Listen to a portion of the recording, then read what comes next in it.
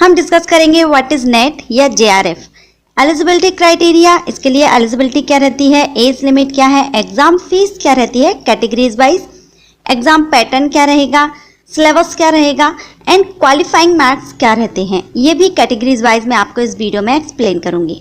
तो अगर आप नेट या जेआरएफ के बारे में जानना चाहते हैं, वीडियो को एंड तक पूरा देखिएगा। वीडियो स्टार्ट करने से पहले अगर आप चैनल पर फर्स्ट टाइम विजिट कर रहे हैं, चैनल को सब्सक्राइब कर लीजिएगा और बेल आइकन को भी प्रेस कीजिएगा। बेल आइकन को प्रेस करने से आपको नोटिफिकेशन टाइम से मिल सकेगा जब भी मैं कोई न्यू वीडियो अपलोड करूंगी। चलिए अब हम वीडियो स्टार्ट करते हैं। सबसे पहले हम बात करेंगे व्हाट इज नेट या जेआरएफ। नेट या जेआरएफ क्या है, यहाँ पर मैं आपको क्लियर कर दूं, जो नेट एग्जाम होते हैं वो 2 टाइप्स के होते हैं। एक तो होता है यूजीसी नेट एंड सेकंड होता है सीएसआईआर नेट। हम यहाँ पर बात करेंगे यूजीसी नेट की। यूजीसी नेट के बारे में हम इस वीडियो में जानेंगे। NET means national eligibility test and JRF का फुल फॉर्म होता है जूनियर रिसर्च फेलोशिप। अब ये एक तरह का एग्जाम है जो यूजीसी के लिए एनटीए के द्वारा कंडक्ट कराया जाता है। इट मीन्स अगर आप असिस्टेंट प्रोफेसर बनना चाहते हैं किसी गवर्नमेंट कॉलेज या यूनिवर्सिटी में, या फिर आप research fellow junior research fellowship means आप रिसर्च फील्ड में जाना चाहते हैं, पीएचडी आप करना चाहते हैं, तब आप नेट एग्ज़ाम दे सकते हैं। यूजीसी नेट एग्ज़ाम की बात चल रही है, सो यहाँ पर हम नेट एग्ज़ाम एनटीए के द्वारा कंडक्ट कराया जाता है, नेशनल टेस्टिंग एजेंसी के द्वारा। नेशनल लेवल का एग्ज़ाम है, ऑल इंडिया से कैंडिडेट इस एग्ज़ाम में बैठ सकते हैं, ये एग्ज़ाम दे सकते हैं। अब हम बात करेंगे एलिजिबिलिटी की। एलिजिबिलिटी क्राइटेरिया क्या रहता है, तो अगर हम क्वालिफिकेशन की बात करें तो यूजीसी नेट के लिए आपका जो क्वालिफिकेशन है वो पोस्ट ग्रेजुएशन होना चाहिए मिनिमम 55% मार्क्स के साथ। किसी भी स्ट्रीम से आपने पोस्ट ग्रेजुएशन कंप्लीट किया है तब आप यूजीसी नेट एग्जाम दे सकते हैं। ये जो परसेंटेज है वो जनरल कैटेगरीज के लिए है। अगर आप रिजर्व कैटेगरी से बिलोंग करते हैं तो आपकी जो परसेंटेज है मिनिमम 50% होना चाहिए, तभी आप ये एग्जाम दे सकते हैं। अब हम बात करेंगे एज लिमिट की।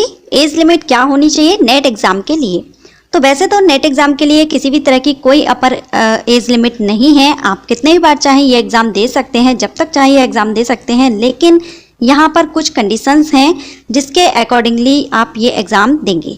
जैसे कि अगर आप जेआरएफ के लिए करते हैं तो यहाँ पर जेआरएफ के लिए एज लिमिट रखी गई है 30 ईयर्स फॉर जनरल कैटेगरीज के लिए, 33 ईयर्स फॉर ओबीसी कैंडिडेट के लिए and 35 years for SC ST candidate के लिए।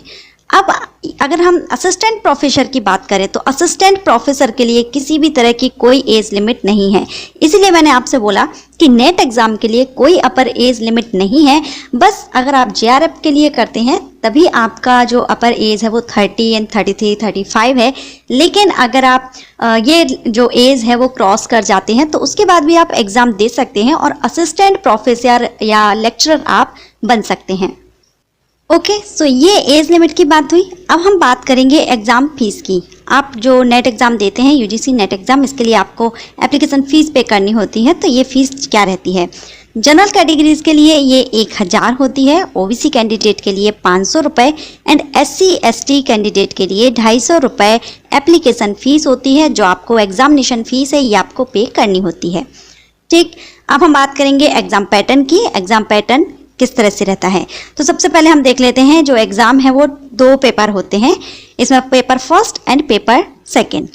एग्ज़ाम आपका ऑनलाइन लिया जाता है, कंप्यूटर बेस्ड रहता है, कंप्यूटर पर ऑनलाइन एग्ज़ाम होगा। और ये जो एग्ज़ाम है वो हिंदी एंड इंग्लिश दोनों ही लैंग्वेजेस में आप दे सकते हैं, जिसमें भी आप सुइटेबल हो उस लैंग्वेज में आप ये एग्ज़ाम दे सकते हैं। एंड जो क्वेश्चंस आपके आते हैं वो ऑब्जेक्टिव टाइप क्वेश्चन रहते हैं, एमसीक्यूज टाइप रहते हैं। 4 ऑप्शन आपको दिए जाते हैं। एंड माइनस मार्किंग इसकी अगर हम बात करें तो इसमें कोई भी माइनस मार्किंग या नेगेटिव मार्किंग नहीं होती है। आप अगर आंसर गलत देते हैं तब भी आपका माइनस मार्किंग नहीं होती है, या आप आंसर नहीं देते हैं, छोड़ भी देते हैं, तब भी आपका किसी भी तरह का कोई भी मार्क्स माइनस नहीं होता है। और अगर हम एग्ज़ाम की टाइमिंग की बात करें तो 3 घंटे की टाइमिंग रहती है। 2 पेपर के लिए आपको 3 घंटे का टाइम दिया जाता है। एमसीक्यूज टाइप्स क्वेश्चन रहते हैं। ठीक है, अब हम बात करेंगे पेपर फर्स्ट और पेपर सेकंड में आपको कितने क्वेश्चंस कितने मार्क के किए जाते हैं। तो जो पेपर फर्स्ट रहता है उसमें आपसे जो क्वेश्चन किए जाते हैं 50 क्वेश्चंस रहते हैं एंड इसके लिए जो मार्किंग की जाती है वो 100 मार्क्स के टोटल 50 क्वेश्चंस हैं। इट मीन्स आपका जो एक क्वेश्चन रहेगा वो 2 मार्क्स का रहता है। ठीक है, एंड जो पेपर सेकंड रहता है उसमें 100 क्वेश्चन रहते हैं 200 मार्क्स के। तो इसमें भी एक क्वेश्चन 2 मार्क्स का रहता है। टोटल 300 मार्क्स के 150 क्वेश्चन आपसे किए जाते हैं, जिसके लिए आपको टाइमिंग 3 घंटे की 3 आवर्स की दी जाती है। अब हम जानेंगे पेपर फर्स्ट का सिलेबस क्या रहता है, आपसे किस किस टॉपिक पर किस तरह से क्वेश्चन आपसे किए जाते हैं।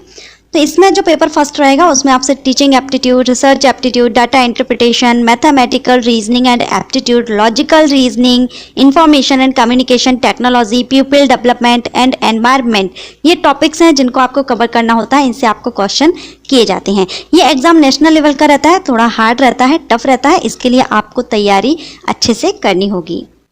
वहीं अगर हम पेपर सेकंड की बात करें, पेपर सेकंड में आपका जो सिलेबस है वो क्या रहेगा, किस तरह के क्वेश्चंस रहेंगे, तो इसमें बहुत सारे सब्जेक्ट्स रहते हैं। आपने जिस भी सब्जेक्ट को चूज़ किया है उससे रिलेटेड क्वेश्चन आपसे किए जाते हैं, जिसके 100 क्वेश्चन, ज़्यादा क्वेश्चन आपका जो भी सब्जेक्ट है उसी से ही किए जाते हैं।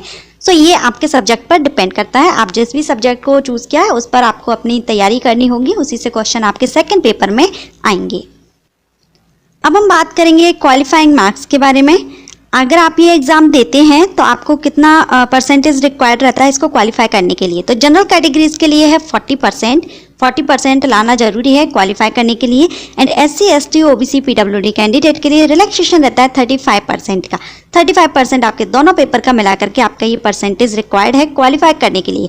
कट ऑफ एक अलग बात है, कट ऑफ कितना जाता है वो एक अलग बात है, लेकिन क्वालिफाई करने के लिए आपका 40 एंड 35% आना जरूरी है।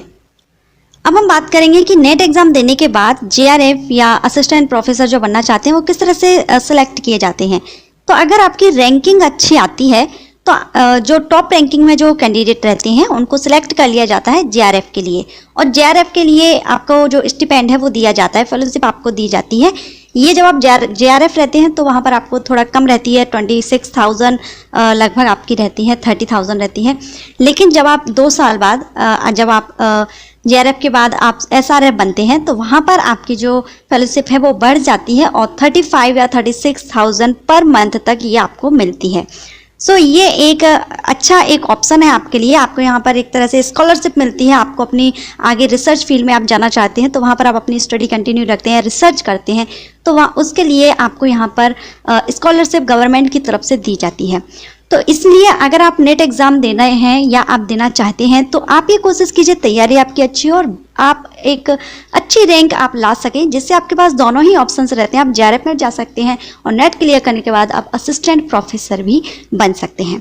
एंड मैं आपको बता दूं कि ये जो एग्ज़ाम है वो साल में 2 बार कंडक्ट कराया जाता है, जून एंड दिसंबर में। तो साल में 2 बार ये एग्ज़ाम होता है, आप ये एग्ज़ाम दे सकते हैं। सो ये सारी जानकारी थी UGC नेट या JRF से रिलेटेड। अगर आपको ये पसंद आई हो तो लाइक, सब्सक्राइब और शेयर कर लीजिएगा।